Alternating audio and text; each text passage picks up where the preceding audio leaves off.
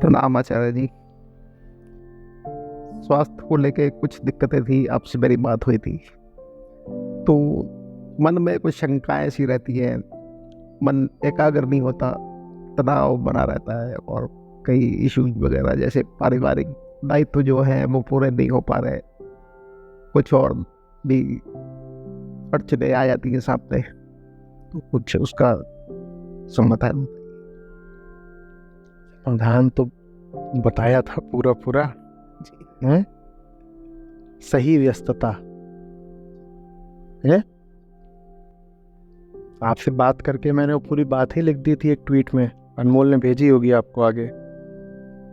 वही है उत्तर। मन को अगर सही काम नहीं देंगे तो खुद को खाना शुरू कर देता है। हम कहते हैं ना कि जीव जंतुओं को दुख क्यों दे रहे हो भाई, क्यों मांसाहार कर रहे हो, क्यों किसी को खाते हो। तो ये तो बुरी बात होती है किसी को खाना, पर हम में से ज्यादातर लोग उससे भी ज्यादा बुरी बात करते हैं। क्या करते हैं?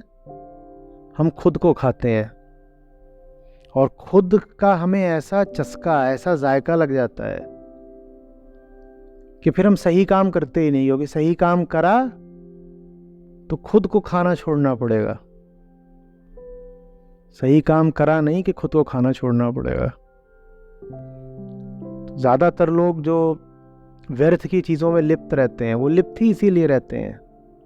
हमें आदत लग गई है आत्मभक्षण की। हम स्वभक्षी हो गए। हम क्या करते हैं? हम ऐसे खुद को खा रहे हैं आंतरिक तौर पर। एक आदमी खाली बैठा बैठा और कर क्या रहा है? खुद को खा रहा है। ना हाथ हिल रहा है, ना पांव हिल रहा है, मन चल रहा है और परेशानी बढ़ रही है, उसका रक्तचाप बढ़ता जा रहा है। हो सकता है कि नहीं आप बैठे हुए हैं और बस आप कुछ उल जुलूल सोचना शुरू कर दें, देखिए आपका बीपी बढ़ जाएगा सिर्फ सोचने भर से। ये हम क्या कर रहे हैं? हम खुद को खा रहे हैं।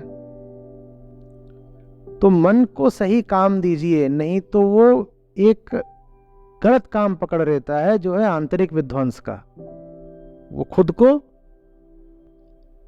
किसी ने कहा तो था कि दुनिया की सारी समस्याएं इस बात से निकलती हैं कि आदमी अपने साथ चुपचाप कुछ मिनट के लिए भी अकेला बैठना नहीं जानता।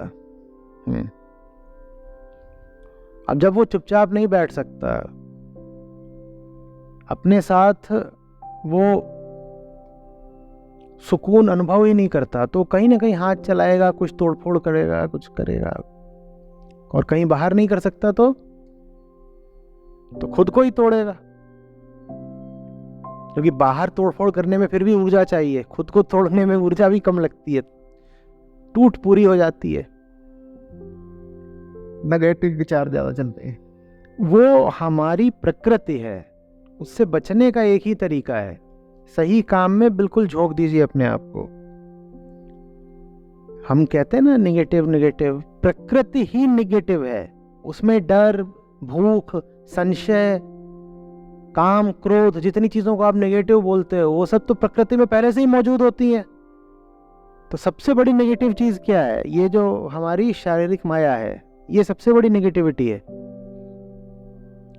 और वो डिफॉल्ट नेगेटिविटी है, वो आपको कमानी नहीं पड़ती, वो आपको विरासत में मिलती है, हम सबको गर्व से मिलती है। ठीक है? और उसको हराने का एक ही तरीका है, बार बार भूलता हूं, सही उद्यम, राइट एफर्ट। उसका उलट भी, जो उसकी करोलरी है, वो भी बिल्कुल उतनी ही सही है कि जिस भी आदमी को आप देखें कि कामों से एकदम डट के काम चोरी करता है, आप उसको डांट रहे हैं, उसकी फजीहत कर रहे हैं, दिन रात उसकी बेइज्जती हो रही है, पर उसकी काम चोरी नहीं जा रही, समझ लीजिए कि उसको अपनी मांस का जायका लग चुका है। ये आदमी आदमखोर है और ये एक ही आदम जानता है। मेरे लिए सबसे बड़ी ताज्जुब की बात होती है, तुम करते क्या हो दिन भर? अभी 1.5 घंटे दिन में काउंसलिंग करता है, मैं करता क्या होगा दिन भर? काम तो है नहीं, कोई काम नहीं है, जी कैसे लेते हो? एक दिन भी कटेगा कैसे? क्योंकि तुम अभी ऐसे तो हुए नहीं हो कि शांत निश्चल बैठ जाओ बिल्कुल। तुम कुछ ना कुछ कर तो रहे होगे, सही काम कर नहीं रहे तो कोई आंतरिक खुराफात कर रहे होगे। तुम ना अष्टावक्र हो गए हो ना बुद्ध हो गए हो कि अब तुम निष्कर्म निष्प्रयोजन जी सको। तो कर्म तो चल ही रहा होगा, प्रयोजन तो तुमने बना ही रखे होंगे। सही प्रयोजन नहीं है तो फालतू प्रयोजन।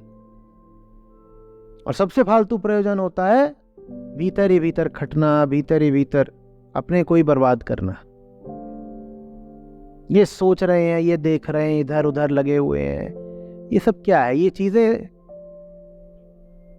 और इसको अंतर्मुखी होना नहीं कहते। अगर आप किसी व्यक्ति को देखें वो ऐसे बैठ के हर समय सोच रहा है, सर नीचे करके ऐसे बैठा हुआ है, कुछ कर रहा है, ये अंतर्मुखी होना नहीं है, ये आदमखोर होना है। तुम्हें सही काम न करना पड़े इसीलिए तुम बाहर देखने की जगह ऐसे हो गए हो, सर नीचे कर लिया है। क्योंकि जहां देखना चाहिए वहां देख लिया तो काम चोरी नहीं कर पाओगे ना। आपसे नहीं कह रहा हूं काम चोरी, आपके पास तो कोई काम है ही नहीं, तो आप कैसे करोगे काम चोरी? मेरे पास तो काम बहुत है लेकिन काम हो नहीं पा रहा। तो फिर तो आप भी कर रहे हो काम चोरी। मैं अपने शब्द वापस लेता हूं। ये जो काम आपके पास बहुत है और आप इन्हें कर नहीं रहे, ये मत सोचिएगा कि आप इन्हें संयोगवश नहीं कर रहे। ये आपकी अंदरूनी साजिश है कि आप इन कामों को नहीं कर रहे हो। क्योंकि आपको उन कामों को करने में जो मजा आता उससे ज्यादा मजा अंदर अपने आप को घायल करने में आ रहा है। काम करने का एक मजा है और भीतर अपने को ही घायल करने का दूसरा मजा है। ये जो दूसरा मजा है ये आप ना उठाएं, इसमें कुछ नहीं मिलेगा। इससे ज्यादा बेहतर और बड़ा मजा है सार्थक काम करो और डूब जाओ। आज भी डॉक्टर से कंसर्न करके आए, उनका तुम्हें कोई दिक्कत ऐसी नहीं है, कोई ऐसी बीमारी नहीं है। तो डॉक्टर ने पिछली बार भी यही बोला था, आप दोबारा चले क्यों गए उसके पास? अभी 15 दिन पहले आपसे बात हुई, तब भी डॉक्टर ने यही बोला था कि कुछ नहीं है। आज फिर आप डॉक्टर के पास चले गए। क्यों चले गए पता है? एक महीने से उम्मीद थी काश इस बार बोल दे कि मुझे कोई बीमारी है। डॉक्टर अगर ये बोल दे ना कि मेरे को 4 गुना फीस दे दो, मैं लिख दूंगा कि तुम्हें बीमारी है, तो आप दे दोगे? आदमी कुछ भी करेगा सही काम से बचने के लिए। अगर बीमार हो गए तो सही काम करना नहीं पड़ेगा, डॉक्टर बस बोल दे किसी तरीके से कि मुझे कुछ है। नहीं तो काहे को कोई जाएगा बार बार डॉक्टर के पास? हो गया ना। मैं कोई उदाहरण नहीं हूं, लेकिन अब आपने कह दिया तो अपनी जिंदगी में मैं बहुत बचा हूं डॉक्टरों के पास जाने से, इसी बात से कि जाऊंगा तो कुछ ना कुछ बता देगा कि है। बेकार में कौन दिमाग में एक फालतू विचार लाए? क्यों बता देता है तो दिमाग में आ जाता है। और फिर आमतौर पे बगल में कोई ना कोई बैठा रहता है। मैं बड़ी कोशिश करता हूँ जब मैं अंदर जाऊं तो कोई साथ ना जाए, तो मुझे वो बता देगा बगल वाले की ओर देख के कि अच्छा ये है ना, इनको ना अभी ये खाने मत देना, ऐसे रात में जगने मत देना, और किताब पढ़े तो चश्मा लगा देना, और इससे ज़्यादा काम मत करने देना। कौन इतना बोझा ढोएगा, इतनी सावधानी बरतेगा? क्योंकि इतनी सावधानी बरतने लगे तो काम में नुकसान होगा। जिसके पास काम होता है वो तो अपनी असली बीमारी को भी दरकिनार करना चाहता है कि बीमारी पे ज्यादा ध्यान दे दिया तो काम पे कम ध्यान दे पाएंगे। हालांकि मैं नहीं कह रहा हूं ये बहुत अच्छा रवैया है। बीमारी बढ़ गई तो फिर कैसे काम करोगे? मैं जानता हूं वो सारी बातें, लेकिन आपने एक जो बात बोली मैं समझाने के लिए एक बात बोल रहा हूं।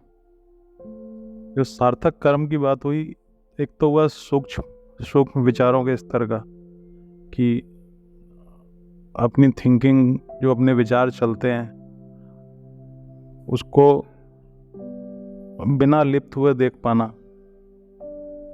और एक उस चीज को मतलब शक्ति देने के लिए बाह्य कर्म करना।